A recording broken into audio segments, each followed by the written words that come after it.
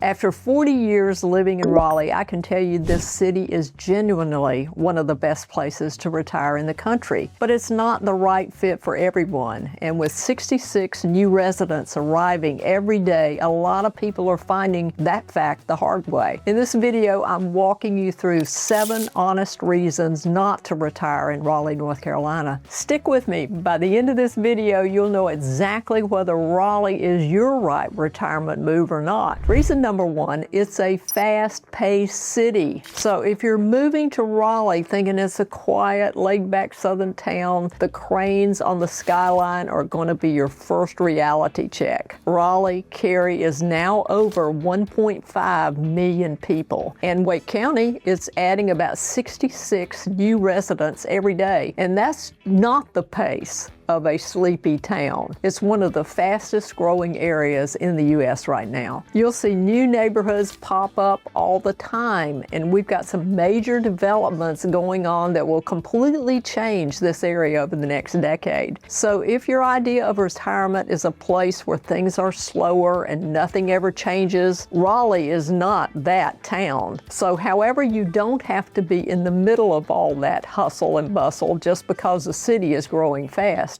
You've got communities like Apex, Holly Springs, and Fuquay Marina right on the edge of Raleigh, and they still have that relaxed small town feel. Apex especially is one of my favorites. The downtown area is walkable with a charming train depot and a lot of character, and it regularly ranks among the best small cities to live in America. So you'll get that quiet neighborhood vibe, but you're not stuck an hour away from everything that you need. And then there's healthcare. You know, Raleigh's infrastructure is top-notch for retirees, especially when it comes to hospitals. Duke University Hospital is ranked #1 in North Carolina and sits on the National Honor Roll. UNC Hospital is right behind it, and Wake Med has earned straight A's for safety ratings for 7 straight rounds. Now, that level of healthcare access is a huge deal in retirement. You won't find that in a quiet, small town. So let's not forget RDU. Raleigh-Durham International Airport offers 80 nonstop destinations, including flights to Paris, London, Dublin, starting this spring. So later I'll tell you what this airport means for retirees in terms of day-to-day life. But when your kids and your grandkids are spread across the country, it becomes a game changer. So yes, Raleigh is growing fast, but the healthcare and the travel options that come along with it, well, that's hard to beat in the Southeast. And this brings us to something Raleigh doesn't warn you about. Number 2 reason is summers are hot and humid and pollen heavy. You know, okay, this is a challenge. A client told me recently that she's been on allergy meds ever since moving to Raleigh, and something she never needed before. And I know exactly what she means. I moved to Raleigh from Atlanta and had the same reaction. July and August are dog days of summer.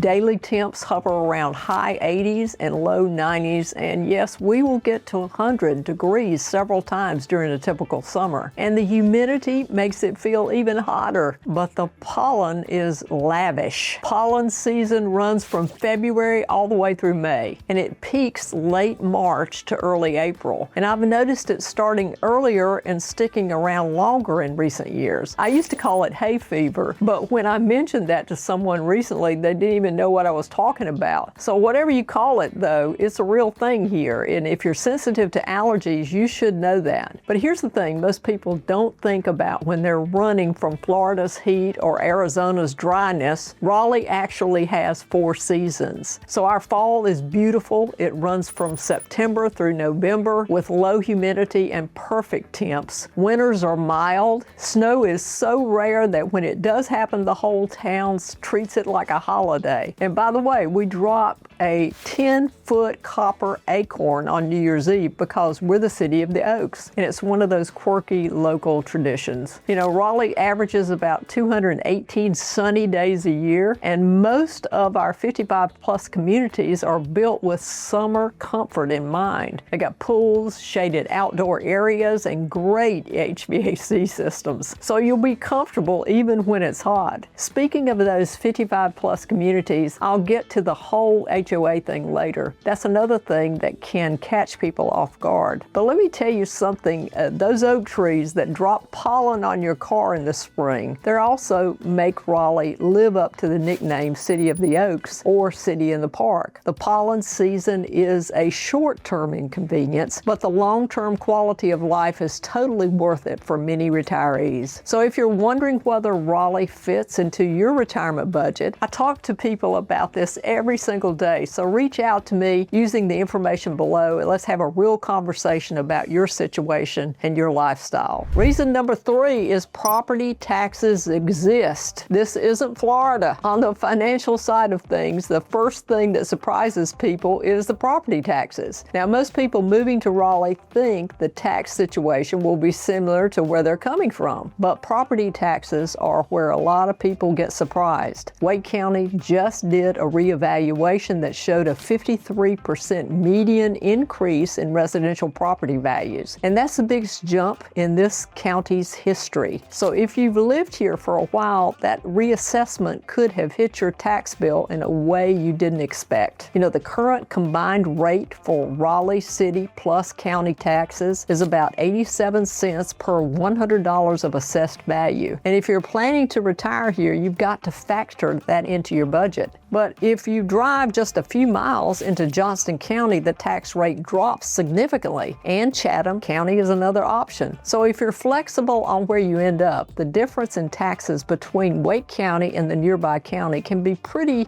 meaningful. And when you compare Raleigh's rates to places like New Jersey or New York or Illinois, anywhere in the Northeast and even Texas, Raleigh's property taxes are still much lower. For example, New Jersey's average effective property tax rate is about 2.23%, while the statewide average in North Carolina is roughly 0.7% to 0.8%, and that's more than 3 times lower. Now, North Carolina does have a homestead exemption for homeowners 65 and older who meet certain income thresholds, plus a circuit breaker program that lets qualifying seniors defer taxes that exceed 4% of their income. So if you're thinking about retiring here, it's worth sitting down with a tax professional to understand all your options. And here's what I want you to keep in mind. Those taxes fund the things that make Raleigh so attractive: the parks, the infrastructure, the services, the things that attract people to our area keep pushing property values up. Wake County is projected to need about 125,000 to 175,000 new housing units over the next 10 to 15 years. And that kind of sustained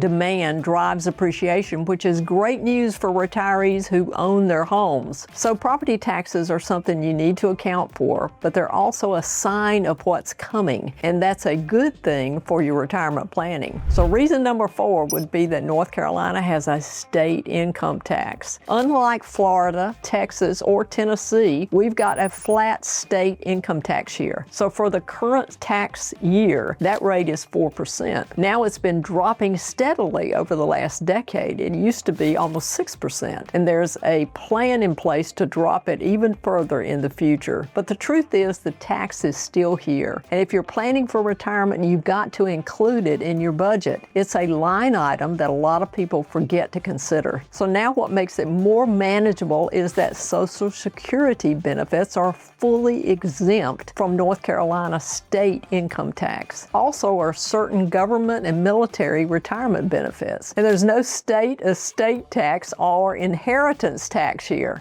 But there's another financial surprise that gets retirees completely off guard, and that's HOA fees, and I'll get to that in a little bit. So for retirees who rely primarily on Social Security, you could end up paying almost no state income tax, and that's a pretty nice deal. So when you factor in that property taxes here are lower than they are in places like Texas, where there's no state income tax, but property taxes can be much higher, it really starts to paint a clearer picture of the benefits. Now, I've had clients come in thinking that no income tax state would be automatically better, and when they broke it down, the numbers side by side, Raleigh came out very competitive. So don't just look at the rate headlines, run your numbers and make sure that you're considering all the taxes that are involved. Reason number 5 is rapid growth means more traffic. It's a fact. Raleigh is growing growing fast, and that's something you've got to factor in. One thing that's gotten a lot worse over the years that I've lived in this area is our traffic. Our road network was built for a much smaller city, but now it has to handle one of the fastest growing populations in the country. And you're going to notice it every weekday evening on I-440 and I-540. Rush hour is a thing here, and the window is Thursday afternoons around 5 o'clock, but really it's between 7 and 9 in the morning and 4:30 to 6:30 on a regular afternoon or evening. It's just a part of city life now. And about 39% of major roads here are in Raleigh-Durham area or in poor or mediocre condition, and that's a real challenge. And the city planners are working on it, but it takes time to catch up with this level of growth. Now, if you're still working, this is a much bigger deal. You're going to have to deal with that morning and evening commutes every single day, but it doesn't affect most retirees as much as the 9 to 5 crowd. If you're not commuting to an office, the traffic that makes professionals miserable is the mornings barely touches you if you can run errands at 10 in the morning. Also, here's the upside to all this growth. The demand that's driving traffic is also what's protecting and growing your home equity. For retirees, that means long-term value for the value of your home. So yeah, traffic is an inconvenience, but the upside is that demand that causes it helps protect your investment in a way that many other cities cannot. And when there's another thing most people think when it comes to Raleigh, reason number 6, it's not a beach town. I've got to admit something about this one because I feel it personally. Raleigh is inland. No ocean views, no sand and surf mornings, no saltwater lifestyle right outside your door. Now, you're not that far from the beach. Wrightsville Beach is about 2 hours down I-40. The central Outer Banks around Kill Devil Hills is just about 3-hour drive from Raleigh. The Blue Ridge Mountains are 3 to 4 hours west, with the closest Blue Ridge Parkway access points roughly 3 hours away, and Asheville itself is a 4-hour drive because I've driven it many times. So yes, you can get to the beach or the mountains, but it's a trip. It's a day trip. It's not a quick afternoon drive, but staying inland has some real advantages. Homeowners insurance along the coast is higher than many inland areas because of hurricane exposure. Coastal counties often see average premiums well above $5,000 per year versus a statewide average closer to $2,000 a year. So Raleigh sits more than 120 miles inland from the coast, and that generally outside the most hurricane exposed coastal zones, which means your insurance bill is typically much lower. And over 20 years of retirement, that adds up in a big way. And don't forget about the airport. When you retire, your family is probably scattered all over the place, right? Well, proximity to the major airport becomes way more important than most people think. RDU offers 80 nonstop destinations. Your family can get here without making connections through